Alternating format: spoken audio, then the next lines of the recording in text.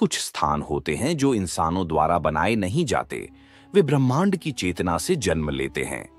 ओडिशा की धरती पर स्थित लिंगराज मंदिर भी उन्हीं दिव्य स्थलों में से एक है। न कोई नींव डाली गई, न कोई योजना बनी, बस एक तपस्वी की हजारों वर्षों की साधना। और एक दिन स्वयं भगवान शिव प्रकट हुए और बोले, जहां मेरा स्वरूप स्वयं प्रकट होगा, वहीं होगा मेरा निवास।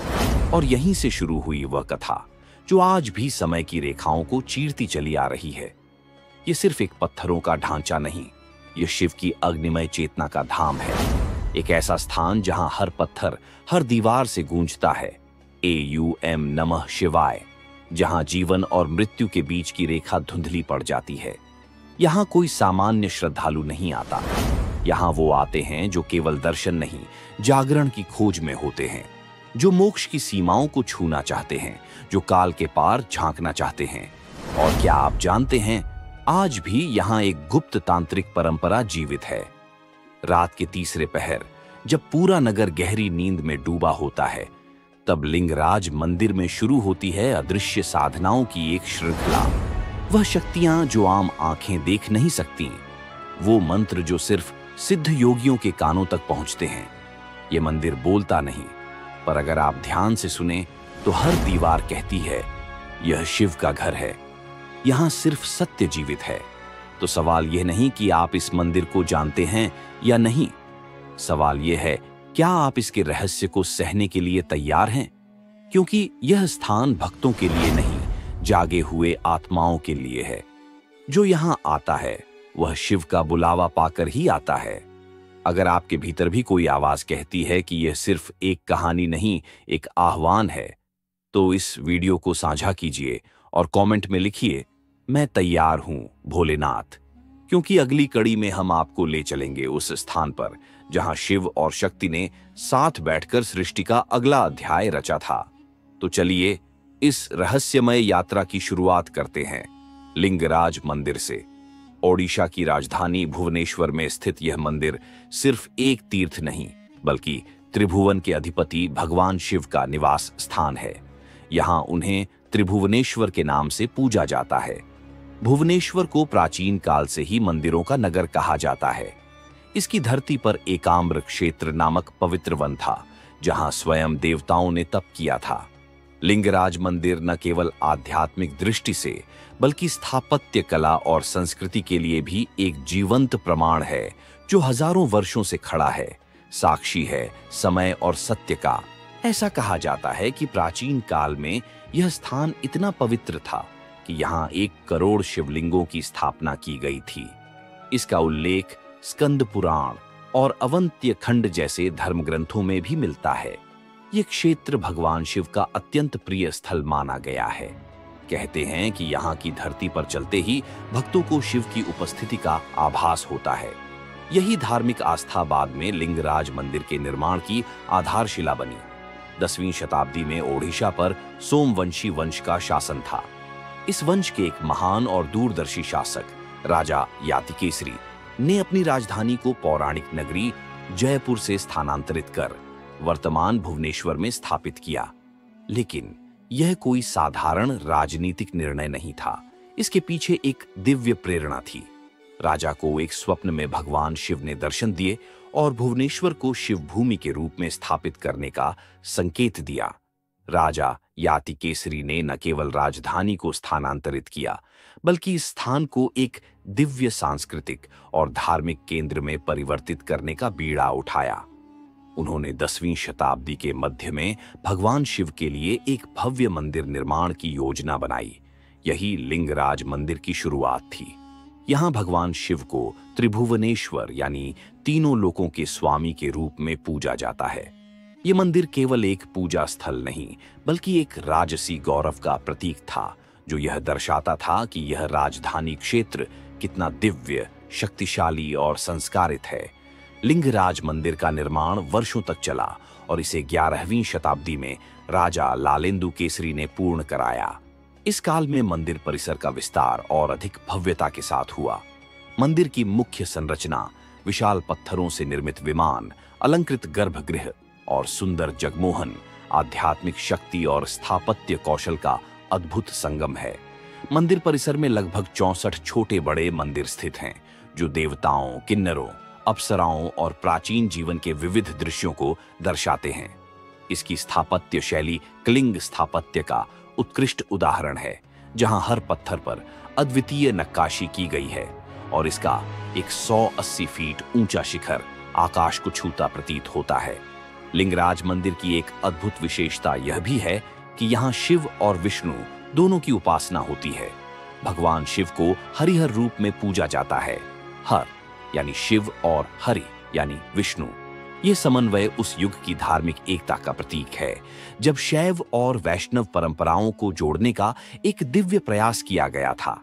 शिवलिंग में भी विष्णु तत्व समाहित हैं। यह मंदिर न केवल इतिहास और आस्था का प्रतीक है, बल्कि पूरे वर्ष भर यहाँ पूजा अर्चना और उत्सवों का आयोजन होता है। विशेष रूप से महाशिवरात्रि का पर्व अत्यंत भव्यता से मनाया जाता है, जब हजारों श्रद्धालु यहाँ एकत्र होते हैं।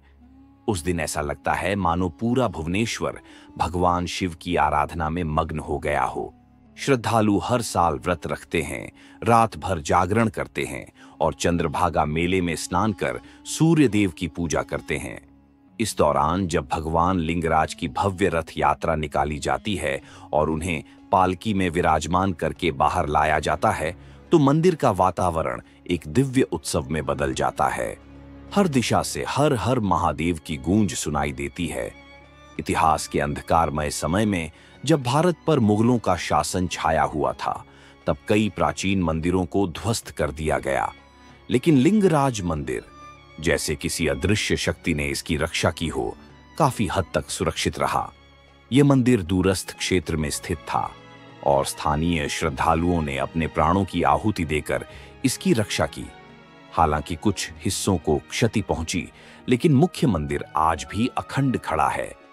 ब्रिटिश काल में इस मंदिर की महत्ता को पहचाना गया और आंशिक रूप से इसके संरक्षण की पहल की गई।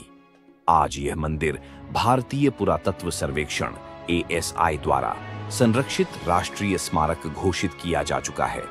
यहाँ प्रवेश केवल हिंदू श्रद्धालुओं को ही दिया जाता है। विदेशी पर्यटक और अन्य धर्मों के लोग मंदिर के बाहर से ही इसकी भव्यता के दर्शन कर सकते हैं। यह नियम मंदिर की परंपराओं और पवित्रता को बनाए रखने के लिए है। लिंगराज मंदिर केवल एक धार्मिक स्थल नहीं है, यह ओडिशा की संस्कृति, श्रद्धा और गौरव का प्रतीक है। यह प्रदेश का गौरवशाली मुकुट है, जिसे देखने हर वर्ष लाखों श्रद्धालु और पर्यटक दूर दूर से आते हैं। मंदिर के गर्भगृह में स्थित शिवलिंग सामान्य लिंगों की तरह समतल नहीं, बल्कि एक अनियमित आकार का पिंड है, जिसकी चौड़ाई लगभग 8 फीट है। इसे स्वयंभू यानी धरती से स्वयं प्रकट हुआ माना जाता है। इस लिंग पर अभिषेक के लिए एक प्राकृतिक झरने का जल प्रवाहित होता है, जो इसे विशेष रूप से पावन बनाता है। मान्यता है कि यह जल स्वयं शिव की इच्छा से बहता है। मंदिर के समीप ही स्थित है बिंदुसागर सरोवर। जनश्रुति है कि इस सरोवर में समस्त पवित्र नदियों की एक एक बूंद समाहित है, इसलिए इसका नाम पड़ा बिंदुसागर। जब भगवान लिंगराज की रथ यात्रा निकलती है, तो उन्हें इसी पावन सरोवर में स्नान कराया जाता है। अशोकाष्टमी के पावन अवसर पर निकाली जाने वाली यह रथ यात्रा ओडिशा की दूसरी सबसे बड़ी धार्मिक यात्रा मानी जाती है। पहली है जगन्नाथपुरी की रथ यात्रा। इस दिन लिंगराज जी को एक अलंकृत रथ में विराजमान किया जाता है और हजारों श्रद्धालु उनके साथ भक्ति की इस यात्रा में सम्मिलित होते हैं।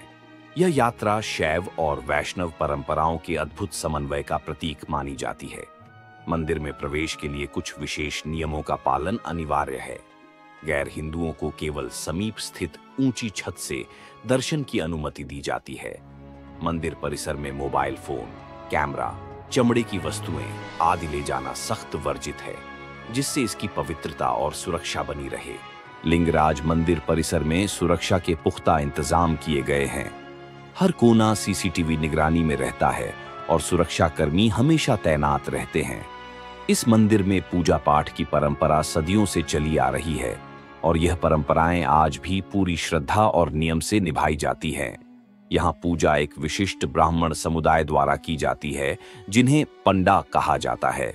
पूजा की विधि में विशेष रूप से जलाभिषेक, बेलपत्र अर्पण, रुद्राष्टाध्याय का पाठ और पारंपरिक मंत्रों का उच्चारण होता है।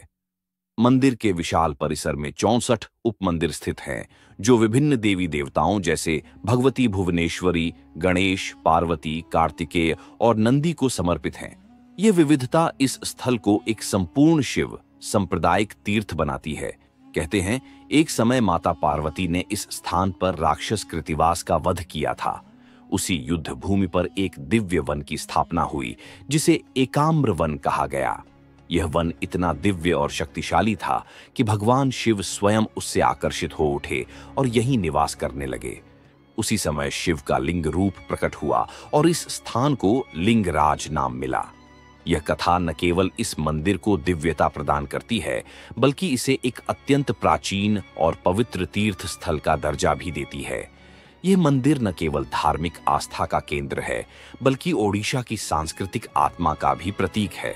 इसकी स्थापत्य कला और धार्मिक समन्वय भारतीय संस्कृति की गहराई को दर्शाते हैं। मंदिर का शिखर इस तरह डिजाइन किया गया है कि सूरज की पहली किरण सीधे शिवलिंग पर पड़ती है, जो इसकी ज्योतिर्मय महिमा को और बढ़ा देती है। इसका निर्माण लाल लाटेराइट पत्थरों से किया गया है, जो गर्मी में ठंडे और सर्दियों में गर्म रहते हैं। प्राकृतिक थर्मल स्थिरता का अद्भुत उदाहरण। मंदिर की दीवारों पर उकेरी गई मूर्तियां जीवन के यथार्थ को दर्शाती हैं, काम से मोक्ष तक की यात्रा। ये दर्शन भारतीय आध्यात्मिक परंपरा का मूल आधार है। यह स्थान एक आध्यात्मिक ऊर्जा केंद्र माना जाता है, जहां ध्यान, योग और प्रार्थना से मानसिक शांति और आत्मिक शुद्धि प्राप्त होती है। प्राचीन काल में कई सिद्ध योगी और तांत्रिक साधक यहां साधना करते थे। मान्यता है कि जो भक्त यहां शिवरात्रि का व्रत श्रद्धा और संयम से करते हैं, उन्हें 3 जन्मों के पापों से मुक्ति मिलती है। यह भी कहा जाता है कि भगवान शिव स्वयं इस मंदिर के रक्षक हैं। इसलिए न तो कभी कोई भीषण प्राकृतिक आपदा यहां प्रभाव डाल सकी और न ही कोई विदेशी आक्रमण इस मंदिर को छू सका। लिंगराज मंदिर के आसपास भुवनेश्वर में कई अन्य प्राचीन मंदिर स्थित हैं, जो इस तीर्थ को और भी गरिमा प्रदान करते हैं, जैसे राजा रानी मंदिर, जो प्रेम और भक्ति की अनुपम मूर्तियों से सुसज्जित है। मुक्तेश्वर मंदिर, जिसे ओडिशा की स्थापत्य कविता कहा जाता है। परशुरामेश्वर मंदिर, जो 7वीं शताब्दी का एक प्राचीन शिव मंदिर है, लिंगराज मंदिर से भी पहले का। साथ ही विट्ठल मंदिर, अंजनी माता मंदिर और भास्करेश्वर मंदिर भी इस पवित्र यात्रा का हिस्सा बनते हैं। इन सभी मंदिरों को मिलाकर एक दिव्य यात्रा की जाती है, जिसे पंचतीर्थ यात्रा कहा जाता है। यहाँ के दर्शन में अद्वैत वेदांत और भक्ति योग का अद्भुत संगम झलकता है। मानव आत्मा और परमात्मा के मिलन की खोज यही से शुरू होती है। यह मंदिर केवल पत्थरों से बनी कोई संरचना नहीं, बल्कि शिव की जीवंत उपस्थिति का प्रतीक है। श्रद्धालु यहाँ भगवान शिव को केवल संहारक नहीं, बल्कि सृष्टि के रक्षक, पालनकर्ता और मोक्षदाता के रूप में पूजते हैं। यहाँ शिव मूर्ति नहीं, बल्कि चैतन्य रूप में विद्यमान है, जैसे स्वयं ब्रह्मांड उनकी चेतना से स्पंदित हो रहा हो। दुनिया भर से शोधकर्ता, कलाकार और भक्त यहाँ खिंचे चले आते हैं, जैसे कोई अलौकिक शक्ति उन्हें पुकार रही हो।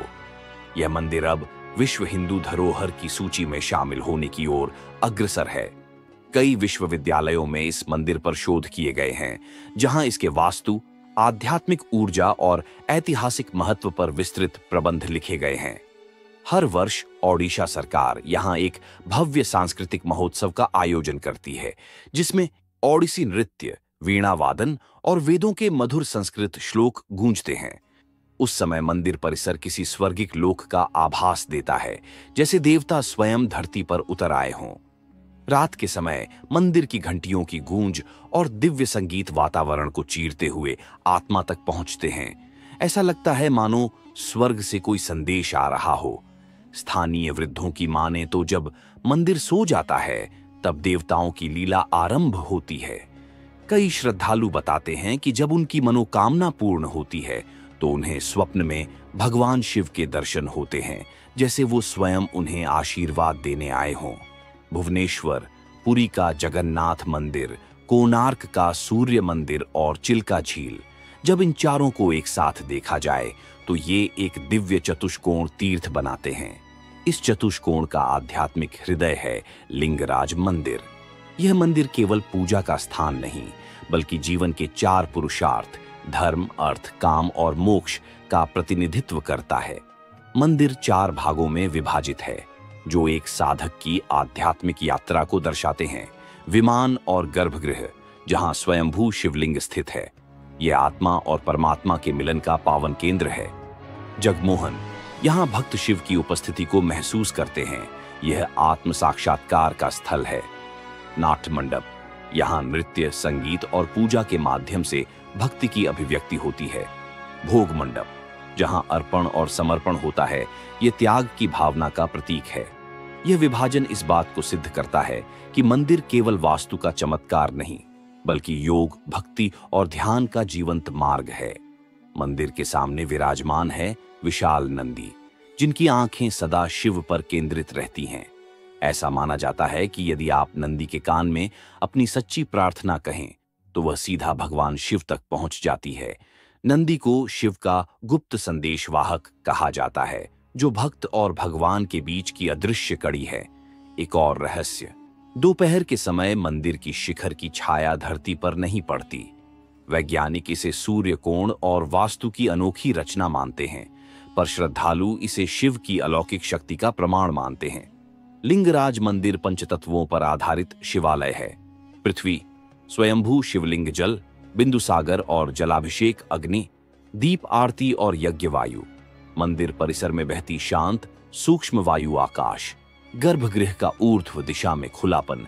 यह पंचतत्व हमें यह सिखाते हैं कि भगवान शिव केवल आराध्य नहीं, बल्कि ब्रह्मांड के हर कण में विद्यमान हैं, जीवन के मूल में, मृत्यु के पार और आत्मा के परम शांति में। यह मंदिर केवल पत्थरों से बना एक ढांचा नहीं, बल्कि आत्मा की पूर्णता का प्रतीक बन चुका है। सदियों से अनेक तपस्वियों, योगियों और साधकों ने यहाँ ध्यान, तप और समाधि के माध्यम से आत्मज्ञान प्राप्त किया है। आज भी भोर की बेला में जब सूरज की पहली किरणें मंदिर की शिखर को छूती हैं, तो ओंकार के गूंजते स्वर साधकों के मुख से फूटते हुए आकाश में विलीन हो जाते हैं। यह स्थान साधना और ध्यान के लिए एक ऊर्जावान केंद्र माना जाता है। मंदिर की अद्भुत बनावट ऐसी है कि जब कोई श्रद्धालु मंत्रोच्चार करता है, तो उसकी ध्वनि दीवारों से टकराकर गर्भगृह में केंद्रित हो जाती है, जिससे एक विशेष ऊर्जा का संचार होता है। यह स्थान नाद योग का जीवंत प्रतीक है, जहां ध्वनि स्वयं साधना बन जाती है। मंदिर में देवी भुवनेश्वरी, मां गौरी और पार्वती के मंदिर भी स्थित हैं। यहाँ महिलाओं की विशेष पूजा विधियों का आयोजन होता है, जहां वे सौभाग्य, संतान सुख और समृद्ध जीवन की कामना करती हैं। सावन और कार्तिक माह में तो मानो स्त्री शक्ति की एक विशेष धारा इस पवित्र भूमि से बहती है।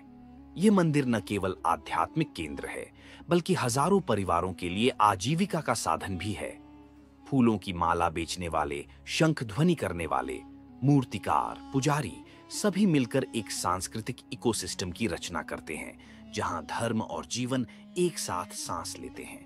प्रसिद्ध चीनी यात्री ह्वेनसांग ने भी इस क्षेत्र की अद्भुतता का वर्णन किया था। ब्रिटिश और फ्रांसीसी इतिहासकारों ने भी माना कि लिंगराज मंदिर जितना विशाल है, उतना ही रहस्य से भी भरा हुआ है।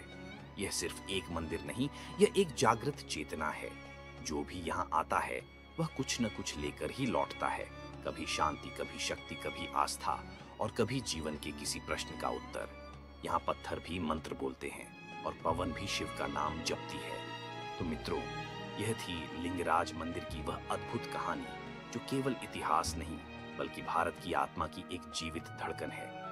यह वही स्थान है जहां शिव हरिहर रूप में पूजे जाते हैं, यानी भगवान विष्णु और भगवान शिव का एक रूप, जहां वास्तु, तंत्र और भक्ति एक साथ गूंजते हैं। यहाँ दर्शन मात्र से नहीं, बल्कि आत्मदर्शन की यात्रा शुरू होती है, अपने भीतर के शिव से मिलने की यात्रा। अगर यह कथा आपके हृदय को छू गई, अगर आप भी उस रहस्य को महसूस कर सके, तो यह मेरे शब्दों की शक्ति नहीं, बल्कि शिव की अनुकंपा थी। अब आपकी बारी है। अगर आपको यह कहानी रहस्य, भक्ति और अध्यात्म से भरपूर लगी हो, तो इसे लाइक कीजिए, कमेंट में लिखिए हर हर महादेव और इस दिव्य गाथा को उनके साथ साझा कीजिए। जो भारत की भूली बिसरी परंपराओं को जानना चाहते हैं। और हाँ, अगर आप ऐसे ही और भी रहस्यमयी, आध्यात्मिक और ऐतिहासिक मंदिरों की कहानियां जानना चाहते हैं तो अभी सब्सक्राइब करें, क्योंकि इतिहास के उन पन्नों में अब भी हजारों ऐसे सत्य छिपे हैं जो केवल उन्हीं के लिए हैं जो उन्हें जानने के योग्य बन चुके हैं। मिलते हैं अगले अध्याय में एक नई कथा, एक नया मंदिर और एक और रहस्य के साथ। हर हर महादेव। जय लिंगराज, जय भारत। बद्रीनाथ धाम, एक मंदिर जिसने खुद अपने विनाश की भविष्यवाणी की। क्या आपने कभी किसी ऐसे मंदिर के बारे में सुना है जो खुद अपने अंत की भविष्यवाणी कर चुका हो? एक ऐसा धाम जहां हर साल घटने वाली रहस्यमय घटनाएं इस बात का संकेत देती हैं कि शायद जल्द ही यह मंदिर इस दुनिया से विलुप्त हो जाएगा। उत्तराखंड की ऊंची ऊंची पर्वत श्रृंखलाओं में बसा बद्रीनाथ धाम केवल एक तीर्थ स्थल नहीं, बल्कि सनातन धर्म के अनगिनत रहस्यों और दिव्य चमत्कारों का केंद्र है।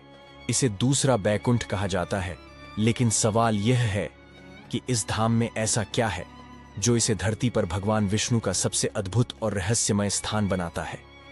बद्रीनाथ मंदिर वर्ष में केवल 6 महीने के लिए खुलता है, और इसके बाद जब मंदिर के पट बंद कर दिए जाते हैं तब भी यहां जलने वाली अखंड ज्योति बुझती नहीं। ये कैसे संभव है? कौन सी अदृश्य शक्ति इस दिव्य प्रकाश को जलाए रखती है? क्या यह स्वयं भगवान विष्णु की कोई अलौकिक लीला है, या फिर कोई ऐसा रहस्य जिसे अभी तक विज्ञान भी समझ नहीं पाया? हिंदू धर्म में शंख बजाने को विशेष रूप से शुभ माना गया है, फिर भी बद्रीनाथ मंदिर में पूजा के दौरान कभी भी शंख नहीं बजाया जाता। आखिर क्यों? क्या इसके पीछे कोई रहस्यमय शक्ति छिपी है, या फिर यह किसी प्राचीन नियम का हिस्सा है जिसका संबंध देवताओं और ब्रह्मांडीय ऊर्जाओं से जुड़ा हुआ है? और वसुधारा झरने की बात करें तो इसके बारे में कहा जाता है कि यह पुण्यात्माओं पर जल की बौछार करता है, लेकिन पापियों पर इसकी एक भी बूंद नहीं गिरती। यह कैसे संभव हो सकता है? क्या यह केवल एक धार्मिक मान्यता है, या इसके पीछे कोई ऐसा रहस्य छिपा है जिसे समझना इंसानी बुद्धि के परे है? अगर यह सच है तो आखिर यह झरना किसी को पुण्यात्मा मानकर जल कैसे गिराता है, और पापी को ठुकराने की शक्ति इसमें कहां से आती है? बद्रीनाथ धाम में एक और अद्भुत रहस्य है।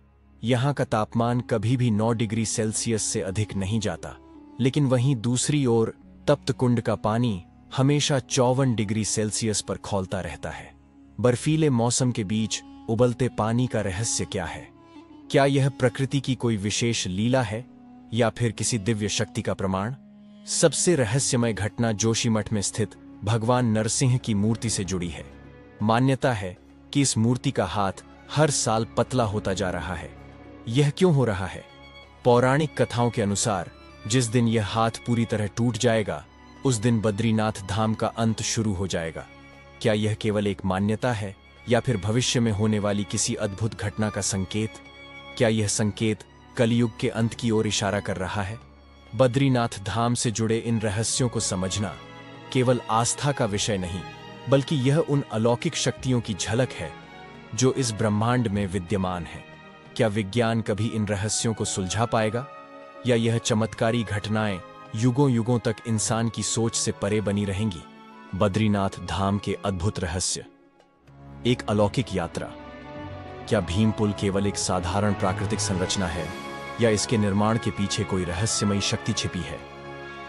महाभारत काल का साक्षी माने जाने वाला यह विशाल पत्थर बिना किसी सहारे के हजारों वर्षों से कैसे टिका हुआ है?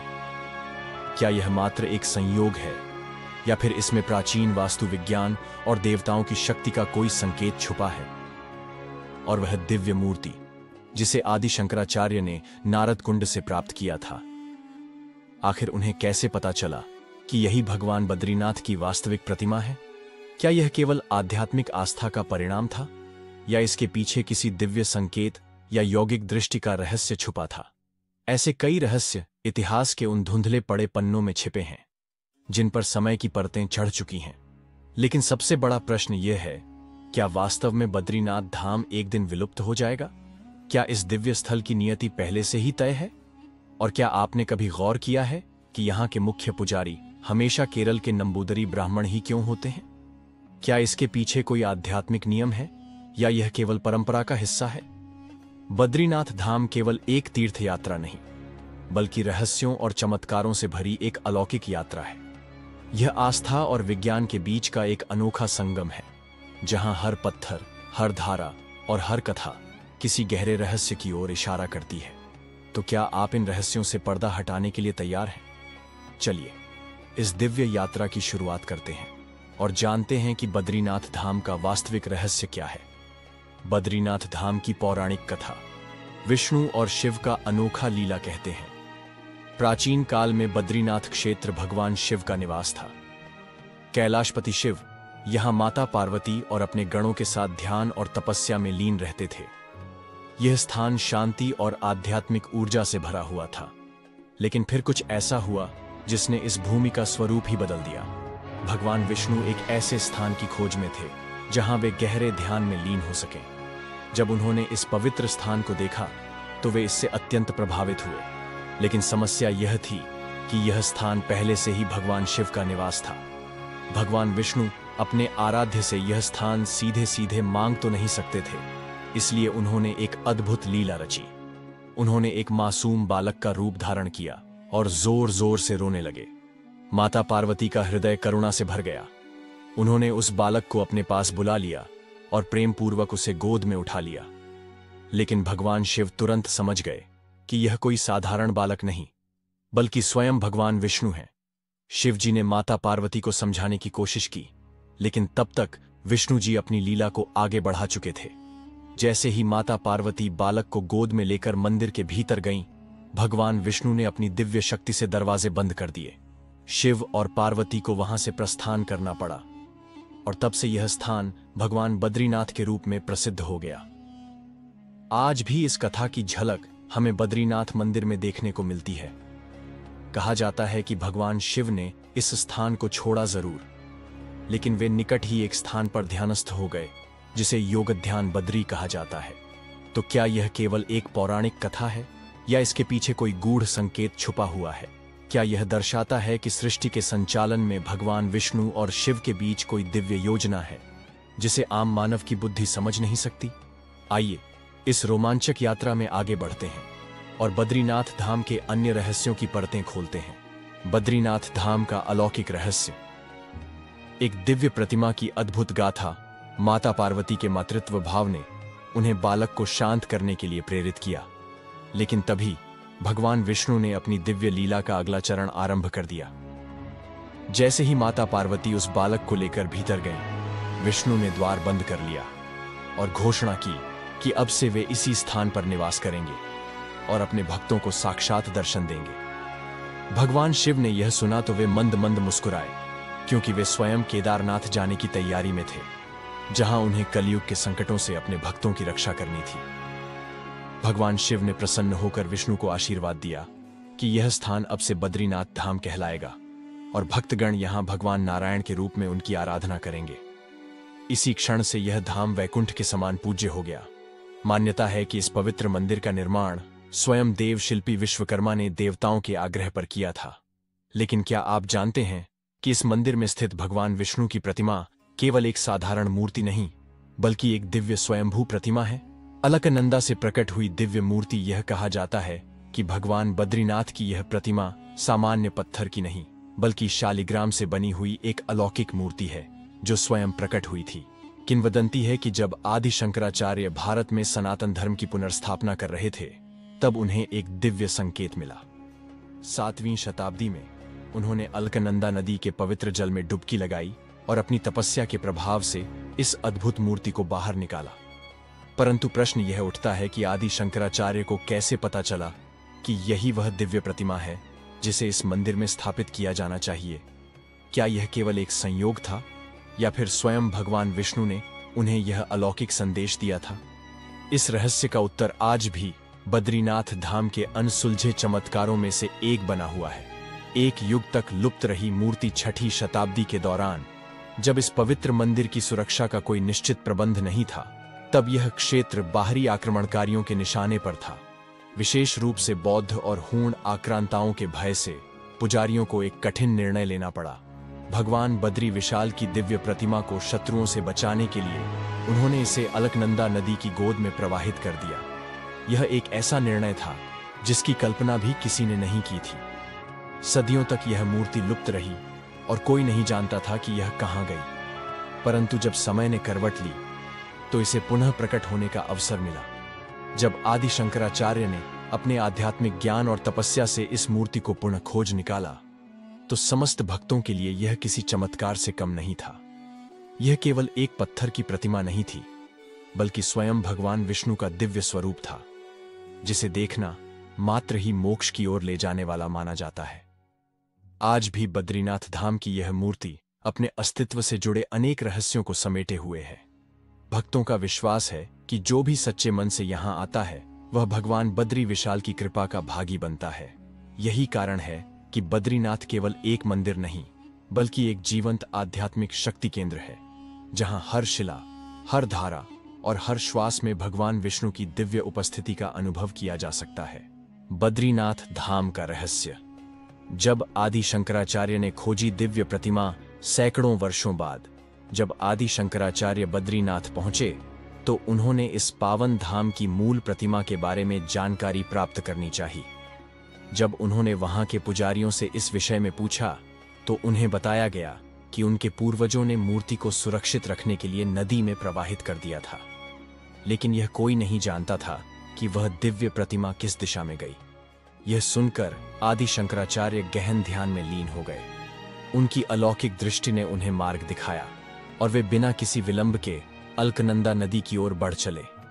पुजारियों और श्रद्धालुओं की उत्सुक और चिंतित नजरें उन पर टिकी थीं। तभी कुछ ऐसा हुआ जिसकी किसी ने कल्पना भी नहीं की थी। आदि शंकराचार्य सीधे नारद कुंड में कूद पड़े। पुजारियों में हाहाकार मच गया, क्योंकि नारद कुंड अपनी गहराई और रहस्यमय प्रकृति के लिए प्रसिद्ध था। कहा जाता था कि उसमें गिरने के बाद जीवित लौटना असंभव था, लेकिन शंकराचार्य कोई साधारण मानव नहीं थे। वे एक दिव्य पुरुष थे जिन्हें सिद्धियां प्राप्त थीं। कुछ ही क्षणों के बाद जब वे कुंड से बाहर निकले तो उनके हाथों में वही दिव्य प्रतिमा थी जिसे सदियों पहले सुरक्षित रखने के लिए नदी में प्रवाहित कर दिया गया था। यह दृश्य देखकर सभी श्रद्धालु स्तब्ध रह गए। यह किसी चमत्कार से कम नहीं था। शास्त्रों के अनुसार बद्रीनाथ मंदिर में भगवान नारायण की पूजा 6 महीने मनुष्य करते हैं और शेष 6 महीने स्वयं देवता उनकी आराधना करते हैं। जब मंदिर के द्वार बंद होते हैं तब बद्री विशाल की उत्सव मूर्ति को जोशीमठ ले जाया जाता है, जहां विधिवत पूजा जारी रहती है। लेकिन क्या आपने कभी सोचा है कि बद्रीनाथ धाम के कपाट पूरे 6 महीने तक क्यों बंद रहते हैं? क्या यह केवल प्रतिकूल मौसम की वजह से होता है या इसके पीछे कोई गहरा रहस्य छिपा है? पौराणिक मान्यताओं के अनुसार हर वर्ष अक्टूबर-नवंबर के समय यहां भीषण बर्फबारी होती है, जिससे संपूर्ण क्षेत्र बर्फ की मोटी चादर में ढक जाता है। रास्ते अवरुद्ध हो जाते हैं और वहां पहुंचना असंभव हो जाता है। इसलिए भक्तों की सुरक्षा को ध्यान में रखते हुए मंदिर के कपाट बंद कर दिए जाते हैं। लेकिन इस प्राकृतिक बाधा के अलावा एक और रहस्य जुड़ा है। कहा जाता है कि जब मंदिर बंद हो जाता है तब देवता और दिव्य शक्तियां वहां निवास करती हैं। कई साधु संतों और भक्तों ने यह दावा किया है कि जब मंदिर के कपाट खोले जाते हैं तो अंदर अद्भुत दिव्य सुगंध और ताजा फूल मिलते हैं, मानो कोई अदृश्य शक्ति वहां पूजा अर्चना कर रही हो। क्या यह केवल आस्था है या सच में बद्रीनाथ धाम के भीतर कोई दैवीय शक्ति कार्यरत है?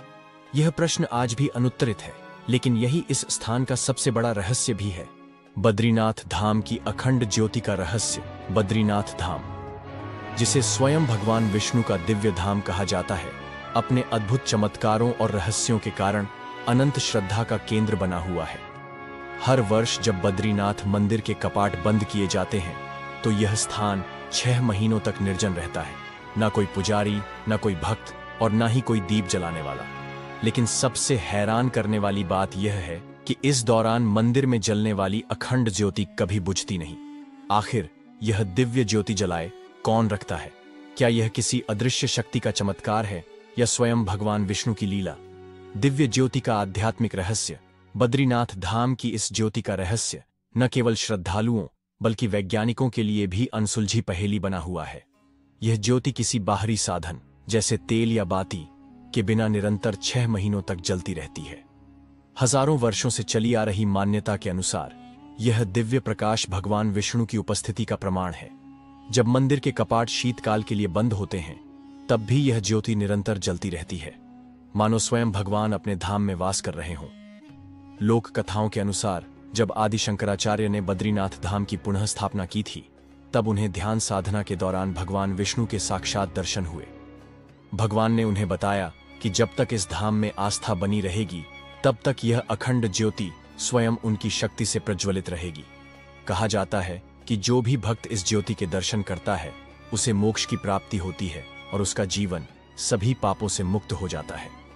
बद्रीनाथ मंदिर के पुजारियों का रहस्य। बद्रीनाथ धाम का एक और अनोखा रहस्य इसकी पुजारी परंपरा से जुड़ा है। भारत के अधिकांश मंदिरों में स्थानीय ब्राह्मणों को पूजा करने का अधिकार प्राप्त होता है, लेकिन बद्रीनाथ मंदिर में मुख्य पुजारी रावल केवल केरल के नंबूद्रीपद ब्राह्मण ही होते हैं। यह परंपरा कब और कैसे शुरू हुई, इसका रहस्य हमें 7वीं शताब्दी में ले जाता है, जब आदि शंकराचार्य ने भारत को आध्यात्मिक एकता के सूत्र में पिरोने के लिए यात्रा प्रारंभ की थी। उन्होंने यह नियम बनाया कि उत्तर भारत के प्रमुख मंदिरों में दक्षिण भारतीय ब्राह्मण और दक्षिण भारत के मंदिरों में उत्तर भारतीय के प्रमुख मंदिरों में दक्षिण भारतीय ब्राह्मण और दक्षिण भारत के मंदिरों में उत्तर भारतीय ब्राह्मण पुजारी बनेंगे। इसका उद्देश्य संस्कृति और परंपराओं का आदान प्रदान करना था, जिससे पूरे भारत में आध्यात्मिक एकता बनी रहे। इसी कारण आज भी बद्रीनाथ मंदिर में केरल के नंबूद्रीपद ब्राह्मण पुजारी के रूप में नियुक्त होते हैं और इस परंपरा का पालन सदियों से किया जा रहा है। रहस्य, श्रद्धा और आस्था का संगम।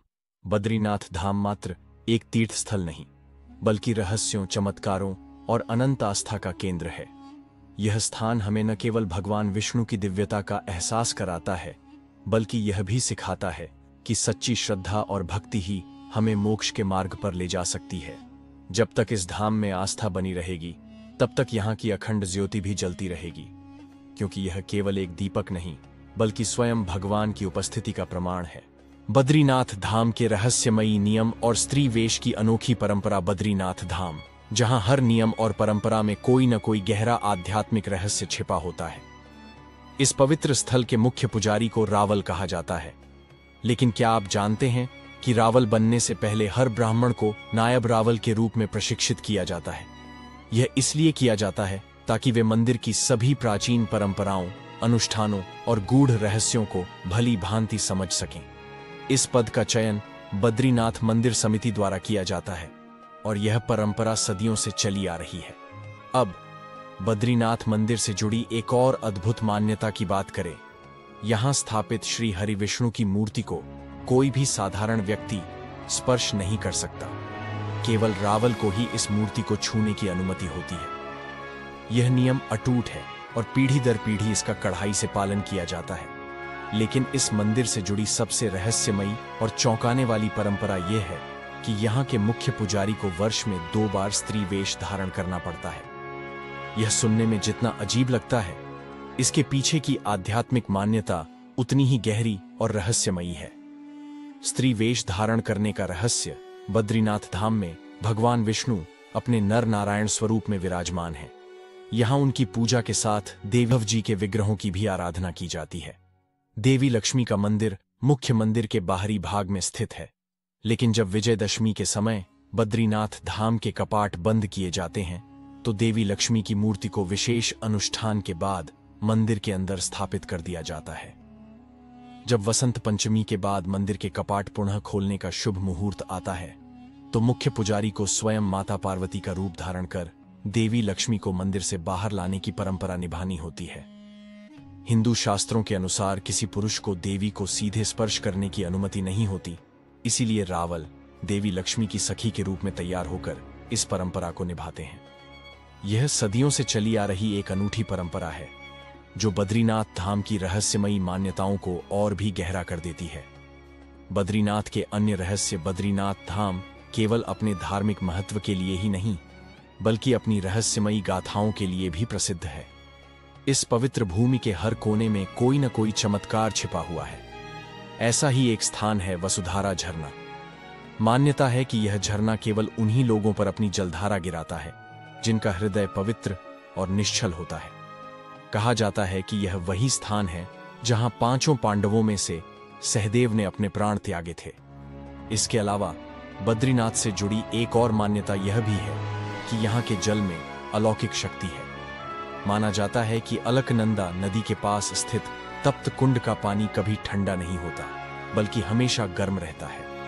यह कुंड सीधे भगवान अग्नि से जुड़ा माना जाता है और इसकी गर्माहट भयंकर सर्दियों में भी बनी रहती है। बद्रीनाथ धाम एक ऐसा स्थान है जहां आस्था और रहस्य एक साथ मिलकर अनंत ऊर्जा का संचार करते हैं। यहाँ की हर परंपरा के पीछे एक दिव्य शक्ति है जो इसे और भी अद्भुत बनाती है।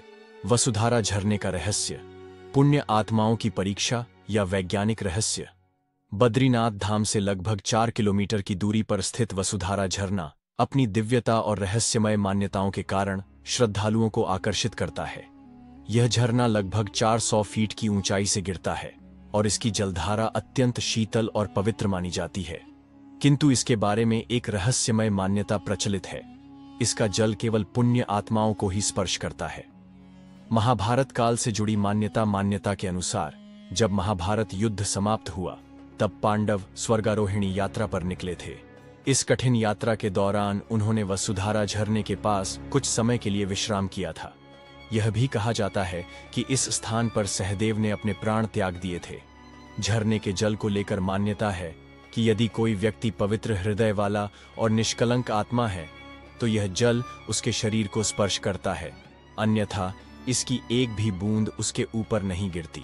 क्या यह सिर्फ एक लोक कथा है या इसके पीछे विज्ञान छुपा है? विज्ञान की दृष्टि से देखा जाए तो कुछ लोगों का मानना है कि झरने का जल अत्यधिक ऊंचाई से गिरने के कारण हवा में बहुत बारीक बूंदों में परिवर्तित हो जाता है। ये हल्की बूंदें केवल उन लोगों पर गिरती हैं जो झरने के ठीक सही कोण पर खड़े होते हैं। लेकिन स्थानीय श्रद्धालु इसे एक दिव्य संकेत और आत्मा की परीक्षा मानते हैं। उनके अनुसार यह झरना पुण्य और पाप की पहचान करने वाला एक दैवीय द्वार है, स्वर्ग का प्रवेश द्वार। कुछ मान्यताओं के अनुसार वसुधारा झरना केवल एक साधारण झरना नहीं बल्कि स्वर्ग का प्रवेश द्वार माना जाता है। कहा जाता जो व्यक्ति इस झरने के जल को महसूस करता है उसका जीवन मोक्ष प्राप्ति की ओर अग्रसर होता है। तो क्या यह स्थान वास्तव में किसी दूसरे आयाम से जुड़ा हुआ है? यह एक ऐसा प्रश्न है जिसका उत्तर अब तक कोई नहीं ढूंढ पाया है। बद्रीनाथ के अन्य अद्भुत रहस्य। भीम पुल बद्रीनाथ धाम में सिर्फ वसुधारा झरना ही नहीं बल्कि कई अन्य रहस्यमयी स्थान भी हैं। इन्हीं में से एक है भीम पुल, एक विशालकाय शिला से बना अद्भुत प्राकृतिक पुल। महाभारत के अनुसार जब पांडव अपनी स्वर्गारोहण यात्रा के दौरान सरस्वती नदी के किनारे पहुंचे तो उन्होंने देखा कि नदी का प्रवाह अत्यंत तेज था। इस कारण द्रौपदी और अन्य पांडव आगे नहीं बढ़ पा रहे थे। इसी दौरान महाबली भीम ने अपनी विशाल शक्ति से एक विशाल पत्थर उठाया और उसे नदी के ऊपर रख दिया, जिससे यह पुल बन गया। यही भीम पुल आज भी बद्रीनाथ के निकट स्थित है और श्रद्धालुओं के लिए आस्था का केंद्र बना हुआ है। क्या ये रहस्य सच्चे हैं? वसुधारा झरना हो, अखंड ज्योति हो या भीम पुल, बद्रीनाथ धाम का हर कोना एक रहस्यमयी कथा से भरा हुआ है। कुछ लोग इन्हें मात्र लोक कथाएं मानते हैं, जबकि कुछ इन्हें दैवीय चमत्कारों का प्रतीक मानते हैं। विज्ञान और आस्था के इस द्वंद्व में सच्चाई क्या है, यह तो समय ही बताएगा। लेकिन इतना तो निश्चित है कि ये स्थान केवल दर्शनीय स्थल नहीं बल्कि आध्यात्मिक ऊर्जा के केंद्र हैं, जहां जाने मात्र से ही मन को एक अनोखी शांति का अनुभव होता है। शिव साधना का रहस्य। शिव महापुराण से अनमोल ज्ञान। हर हर महादेव। आप सभी भगवत भक्तों का स्वागत है। शिव कृपा से आप स्वस्थ, सुखी और प्रसन्न हों, यही मेरी कामना है। साथ ही रंगों के महापर्व होली की आप सभी को हार्दिक शुभकामनाएं। माता पार्वती और भगवान महादेव आपके जीवन को आनंद, शांति, समृद्धि और सफलता के रंगों से भर दें। आज का विषय अत्यंत महत्वपूर्ण है, शिव साधना के 3 अनिवार्य साधन। यदि आपने इन रहस्यों को समझ लिया तो अपने जीवन के प्रत्येक लक्ष्य को सहजता से प्राप्त कर सकते हैं।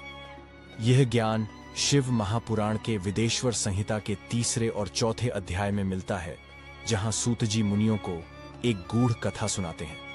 शिव पद प्राप्ति का रहस्य एक समय की बात है। कुछ महान ऋषि ब्रह्मा जी के समक्ष उपस्थित हुए और जिज्ञासा व्यक्त की।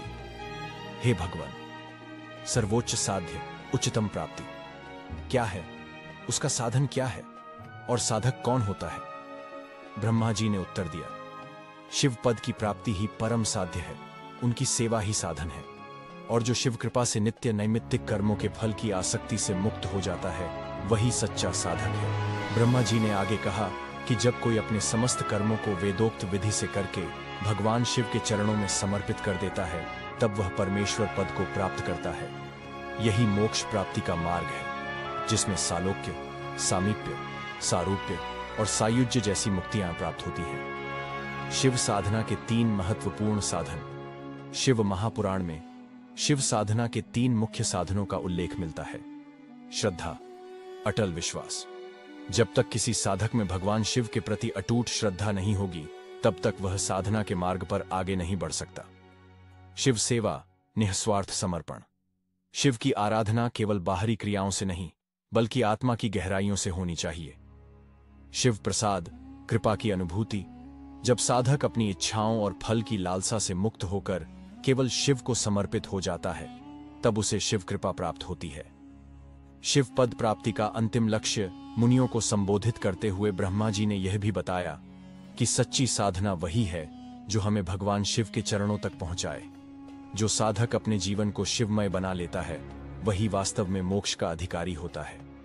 यह कथा हमें यह सिखाती है कि यदि हम अपने जीवन को भक्ति, सेवा और निस्वार्थ समर्पण से भर दें, तो शिव कृपा हमें हर कठिनाई से मुक्त कर सकती है।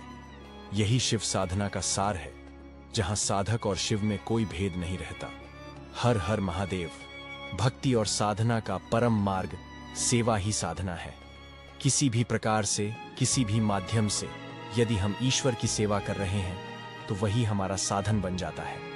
जब भगवान की कृपा से साधक नित्य कर्मों के बंधन से मुक्त होकर निष्काम भाव से ईश्वर में रम जाता है, तो वही सच्चा भक्त कहलाता है।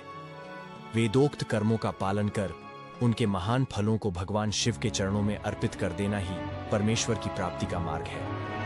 अर्थात अपने समस्त कर्मों का उद्देश्य केवल और केवल प्रभु की प्रसन्नता हो। यही सच्ची भक्ति है। किंतु यह मार्ग वही अपना सकता है जो प्रभु के प्रति पूर्ण समर्पित हो। जो स्वयं को शिव को अर्पित कर देता है, वही अंततः शिव को प्राप्त करता है। यही कारण है कि सनातन शास्त्रों में भक्ति को सर्वोपरि साधन बताया गया है। ब्रह्मा जी स्वयं कहते हैं कि भक्ति के अनुरूप ही साधक को श्रेष्ठतम फल की प्राप्ति होती है। मोक्ष के विभिन्न चरण सालोक्य, सामीप्य, सारूप्य और सायुज्य भी उसी क्रम में प्राप्त होते हैं। भक्ति के विविध साधन ब्रह्मा जी आगे समझाते हैं कि भक्ति के कई साधन हैं, लेकिन उनके सार को महादेव स्वयं प्रकट करते हैं। जो भी कर्म ईश्वर की प्राप्ति के लिए किया जाए, जो भी प्रयास उनकी प्रसन्नता के लिए हो, वही भक्ति का साधन है। इन साधनों का मूल 3 बातों में समाहित है: श्रवण, कीर्तन और मनन। श्रवण, भगवान शिव की लीलाओं, उपदेशों और महिमा को सुनना। कीर्तन, ईश्वर के नाम का गुणगान करना, उनकी कथा का प्रसार करना। मनन, भगवान की महिमा पर गहराई से चिंतन करना और उसमें लीन हो जाना। ब्रह्मा जी कहते हैं कि इन तीनों को महासाधन माना गया है। इन्हीं के द्वारा ईश्वर प्राप्ति संभव है। वेद और श्रुति भी इस तथ्य को प्रमाणित करते हैं कि जो इन साधनों को अपनाता है, वह परम सत्य को प्राप्त करता है। ईश्वर भक्ति का प्रत्यक्ष प्रमाण ब्रह्मा जी मुनियों से कहते हैं, यह श्रुति वचन संपूर्ण साधकों के लिए प्रमाण स्वरूप है। जो व्यक्ति मन, वाणी और कर्म से शिव की भक्ति में संलग्न रहते हैं, वे संसार के सभी बंधनों से मुक्त होकर परम तत्व को प्राप्त करते हैं। यह मार्ग प्रत्यक्ष भी है और परोक्ष भी। जिनकी दृष्टि में भक्ति का प्रकाश है, वे इसे सहज देख सकते हैं, लेकिन जो भक्ति से अंधे हैं, उनके लिए यह अदृश्य बनी रहती है। भक्ति की सर्वोच्च महिमा शिव पुराण और अन्य ग्रंथों में भी कहा गया है कि भक्ति ही सबसे सरल और प्रभावशाली मार्ग है। जैसे एक नन्हा बालक अपनी मां पर पूरी तरह निर्भर रहता है, वैसे ही सच्चा भक्त अपने ईश्वर पर संपूर्ण रूप से समर्पित रहता है। ऐसे ही संत तुकाराम, मीराबाई और नरसिंह मेहता जैसे भक्तों ने केवल भक्ति के बल पर ईश्वर को प्राप्त कर लिया। इसलिए साधक को चाहिए कि वह नित्य श्रवण, कीर्तन और मनन के द्वारा भगवान शिव की भक्ति में लीन रहे। यही वह मार्ग है जो मोक्ष तक ले जाता है, जो ईश्वर तक पहुंचाता है और जो इस जीवन को भी आनंदमय बना देता है। श्रवण, आत्मज्ञान का प्रथम साधन। ब्रह्मा जी एक गूढ़ सत्य का वर्णन करते हैं। मनुष्य जिन वस्तुओं को अपनी आंखों से देख सकता है वह उन्हीं में प्रवृत्त होता है, लेकिन जिनका प्रत्यक्ष दर्शन नहीं होता उन्हें वह सुनकर जानने की चेष्टा करता है। श्रवण यानी सुनना जिज्ञासा को जन्म देता है और यही जिज्ञासा आगे चलकर आत्मज्ञान का मार्ग प्रशस्त करती है। जिस प्रकार बीज धरती में पड़ते ही अंकुरित होने लगता है, वैसे ही जब कोई जिज्ञासु व्यक्ति किसी गूढ़ विषय को सुनता है तो उसके भीतर भी ज्ञान का अंकुर फूटता है। यह सुनना ही पहला चरण होता है जो आगे चलकर मनन, चिंतन और साधना की ओर ले जाता है। ब्रह्मा जी कहते हैं, श्रवण ही प्रथम साधन है। जब कोई शिष्य गुरु के मुख से तत्वज्ञान सुनता है तो उसकी बुद्धि जागृत होती है। फिर वह इस ज्ञान का मनन करता है, इस पर विचार करता है और अंततः कीर्तन एवं ध्यान के माध्यम से इसे सिद्ध करता है। यह साधना क्रमशः आगे बढ़ती है। मनन से ध्यान, ध्यान से आत्म साक्षात्कार और फिर धीरे धीरे साधक को सालोक्य, सामीप्य, सारूप्य और अंत में सायुज्य मुक्ति का अनुभव होता है। परंतु यह सब साधक की इच्छाओं पर निर्भर करता है। हर कोई सायुज्य मुक्ति नहीं चाहता। कुछ लोग भगवान शिव के लोक में जाना चाहते हैं, कुछ उन्हें साक्षात देखना चाहते हैं और कुछ उनके स्वरूप में लीन होना चाहते हैं। श्रवण की शक्ति कथा पुराणों में कई उदाहरण मिलते हैं जहां मात्र श्रवण से जिज्ञासु साधकों ने दिव्य ज्ञान प्राप्त किया। महर्षि नारद स्वयं इस सत्य के साक्षी हैं। उन्होंने बचपन में ऋषियों और संतों की वाणी सुनी और वही श्रवण उनके लिए ब्रह्म ज्ञान का मार्ग बन गया। इसीलिए कहा जाता है, श्रवणम परमम ज्ञानम, सुनना ही सर्वोच्च ज्ञान है। जब मनुष्य किसी विषय को सुनता है तो वह उसके भीतर एक नई चेतना जागृत करता है और जब यह चेतना अपने चरम पर पहुंचती है तब साधक को शिव का साक्षात्कार होता है। इसलिए यदि आत्म साक्षात्कार की ओर बढ़ना है तो पहला कदम श्रवण से ही शुरू होता है। मुक्ति के विभिन्न प्रकार और मनन की महिमा, कुछ साधक अपने इष्ट में ही विलीन हो जाना चाहते हैं तो कुछ मुक्ति की अलग अलग अवस्थाओं की कामना करते हैं। कोई अपने आराध्य के सान्निध्य में रहकर उनकी सेवा करना चाहता है तो कोई ऐसे दिव्य लोकों की कल्पना करता है जो उसके मन में बसे हैं। प्रत्येक साधक को उसकी साधना और भावना के अनुरूप ही मुक्ति प्राप्त होती है। कुछ को सालोक्य मुक्ति की इच्छा होती है तो कुछ सायुज्य मुक्ति को सर्वोच्च मानते हैं। ब्रह्मा जी मुनियों को बताते हैं कि जब साधक अपने साधन मार्ग पर अग्रसर होता है तो पहले उसके समस्त शारीरिक रोग समाप्त हो जाते हैं। इसके पश्चात समस्त लौकिक सुख दुहक और मोह धीरे धीरे विलीन हो जाते हैं। यह अभ्यास प्रारंभ में कठिन और कष्टदायक प्रतीत होता है, परंतु जब साधना सिद्ध हो जाती है तो साधक एक अनवरत दिव्य आनंद का अनुभव करता है। लौकिक इच्छाओं का क्षय हो जाता है और अंत में साधक केवल ईश्वर के मंगलकारी स्वरूप में लीन हो जाता है। मुनियों ने ब्रह्मा जी से प्रश्न किया, हे ब्राह्मण, मनन का स्वरूप क्या है? श्रवण और कीर्तन की वास्तविकता क्या है? कृपया हमें विस्तार से समझाएं। ब्रह्मा जी उत्तर देते हैं, भगवान शिव की पूजा, उनका नाम जप, उनके दिव्य गुणों और लीलाओं का चिंतन और उनके नामों का भावपूर्ण स्मरण ही सच्चा मनन है। जब मन पूरी तरह भगवान में रम जाता है और साधक किसी प्रयास के बिना ही निरंतर ईश्वर का स्मरण करने लगता है तो यही मनन की परम अवस्था कहलाती है। यह महादेव की कृपा से प्राप्त होती है और सभी साधन मार्गों में श्रेष्ठ मानी जाती है। ब्रह्मा जी आगे समझाते हैं कि जब साधना सिद्ध हो जाती है तो साधक को विचार पूर्वक चिंतन करने की आवश्यकता नहीं रहती। यह एक ऐसी अवस्था होती है जहां ईश्वर की भक्ति सहज रूप से बहने लगती है, जैसे किसी जलधारा का प्रवाह। पहले यह मार्ग कठिन प्रतीत होता है, लेकिन जब साधक पूर्ण रूप से समर्पित हो जाता है तो उसे अपने प्रयास का आभास भी नहीं रहता। सब कुछ स्वतः घटित होता है। यही अवस्था है जब ईश्वर की कृपा साधक पर पूर्ण रूप से बरसने लगती है और वह अपने इष्ट में ही विलीन हो जाता है। निष्कर्ष, सच्ची साधना का मार्ग कठिन हो सकता है, लेकिन अंत में यह साधक को अनंत आनंद और मोक्ष की ओर ले जाता है। जब भक्ति इतनी प्रबल हो जाती है कि मन बिना प्रयास के ईश्वर में लीन हो जाए, तभी सच्चे मनन की प्राप्ति होती है। यही वह अवस्था है जहां साधक और ईश्वर के बीच कोई भेद नहीं रह जाता और आत्मा पूर्ण रूप से अपने परम लक्ष्य को प्राप्त कर लेती है। शिव साधना के 3 प्रमुख मार्ग, श्रवण, कीर्तन और मनन। भगवान शिव की कृपा से ही सच्ची भक्ति और साधना का मार्ग प्राप्त होता है। यह मार्ग समस्त श्रेष्ठ साधनों में सर्वोत्तम माना गया है। महर्षि वेदव्यास और अन्य ऋषियों ने भी इसे महत्वपूर्ण बताया है। इस साधना के 3 प्रमुख अंग होते हैं: श्रवण, कीर्तन और मनन। श्रवण: जब मन शिव में लीन हो जाए, ब्रह्मा जी कहते हैं कि जैसे संसार में व्यक्ति जिन विषयों में रुचि लेता है, उसकी आसक्ति भी उसी ओर बढ़ती जाती है। यदि वही दृढ़ आसक्ति भगवान शिव की लीलाओं, उनके अद्भुत गुणों और महिमा के श्रवण में हो जाए, तो वह साधना का पहला चरण बन जाता है। जिस प्रकार कोई कथा सुनने हजारों लोग एक पंडाल में बैठते हैं, लेकिन उनमें से कुछ ही वास्तव में कथा का सार ग्रहण करते हैं। यदि कथा सुनने के बाद व्यक्ति के भीतर कोई परिवर्तन न आए, तो वह श्रवण सफल नहीं हुआ। लेकिन अगर मन शिव की भक्ति में डूब जाए और उनके विचारों में रम जाए, तो यही सच्ची साधना कहलाती है। कीर्तन: जब हृदय शिव गुणगान में नाच उठे, श्रवण के बाद कीर्तन का स्थान आता है। कीर्तन का अर्थ केवल भजन गाना ही नहीं, बल्कि शिव की महिमा को हृदय से अनुभव कर उसे वाणी और भावनाओं के माध्यम से प्रकट करना भी है। वेदों में कहा गया है कि भगवान शिव के अद्भुत प्रताप, गुण, लीलाएं और नाम का अनुराग पूर्वक गान करना ही सर्वोत्तम भक्ति है। जब भक्त भाव विभोर होकर शिव की स्तुति करता है, तब उसकी चेतना शुद्ध हो जाती है और शिव कृपा सहज ही प्राप्त होती है। मनन: जब चिंतन ही शिव बन जाए। तीसरा और सबसे महत्वपूर्ण चरण है मनन, यानी शिव के स्वरूप का निरंतर चिंतन। साधक के लिए यह साधना का उच्चतम स्तर होता है, जहां मन पूर्ण रूप से भगवान शिव में लीन हो जाता है। यह किसी बाहरी क्रिया से जुड़ा नहीं होता, बल्कि यह एक आंतरिक अनुभूति है। गृहस्थ व्यक्ति के लिए शिव की सेवा मंदिर में पूजा करने से भी हो सकती है, लेकिन जो अखंड शिव साधना में लीन होते हैं, उनके लिए मनन ही साधना का सर्वोच्च रूप है।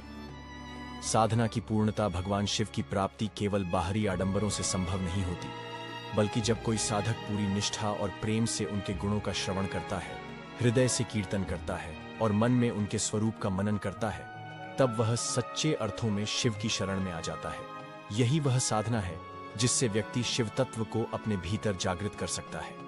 जो भी इस पथ पर आगे बढ़ता है, उसे यह समझना चाहिए कि भगवान शिव केवल मंदिरों में स्थापित मूर्ति में नहीं, बल्कि हर कण कण में व्याप्त है। जब मन और आत्मा उनकी भक्ति में समर्पित हो जाती है, तब साधक स्वयं शिवमय हो जाता है।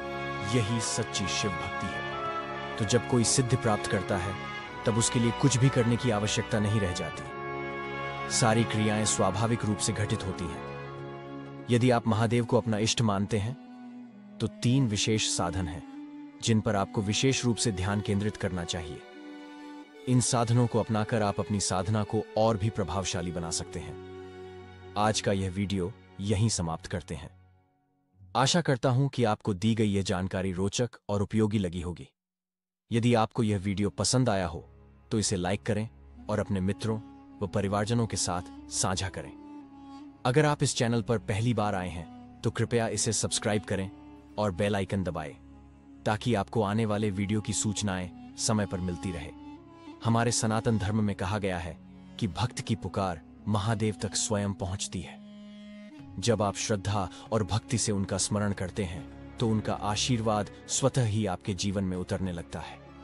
इसी भक्ति भाव के साथ मैं भगवान श्री विश्वेश्वर महादेव से प्रार्थना करता हूं कि वे आप सभी को सुख, शांति और ऊर्जा प्रदान करें। आप सभी को होली की हार्दिक शुभकामनाएं। यह पावन पर्व आपके जीवन में नई रोशनी और आनंद लेकर आए। फिर मिलेंगे एक और रहस्यमयी और ज्ञानवर्धक वीडियो के साथ। तब तक के लिए सभी भगवत प्रेमी भक्तों को मेरा स्नेह और आशीर्वाद। हर हर महादेव।